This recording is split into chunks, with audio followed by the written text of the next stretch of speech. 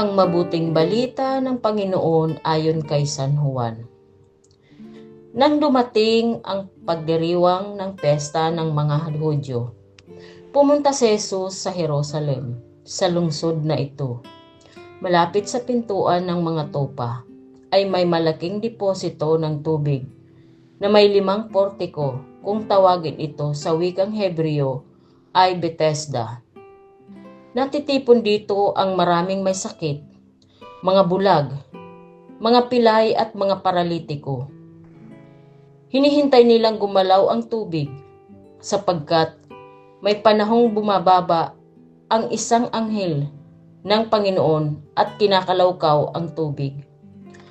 Ang maunang lumusong pagkatapos makalawkaw ang tubig ay gumagaling anuman ang kanyang karamdaman.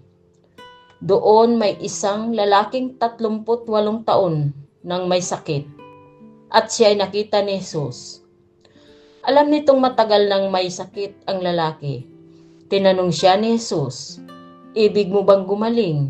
Sumagot ang may sakit, "Ginoo, wala pong malusong sa akin.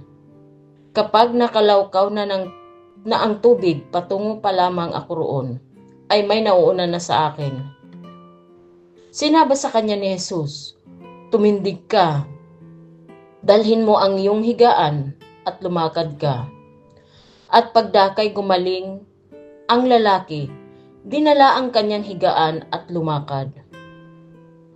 Nooy araw ng pamamahinga, kaya't sinabi ng mga Hudyo sa lalaking pinagaling, "Araw ng pamamahinga ngayon.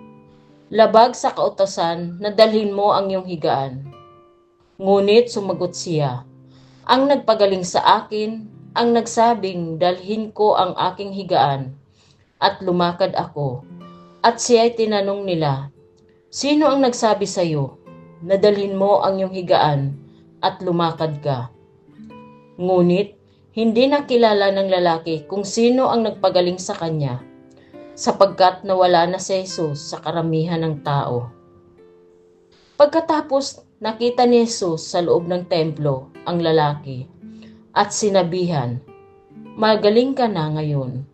Huwag ka nang magkakasala at baka may mangyari sa iyo na lalo pang masama."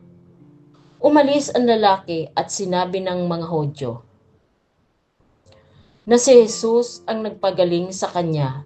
Dahil dito, si Jesus ay sinimulang usigin ng mga Hudyo, sapagkat nagpagaling siya sa araw ng pamamahinga. Ang mabuting balita ng Panginoon.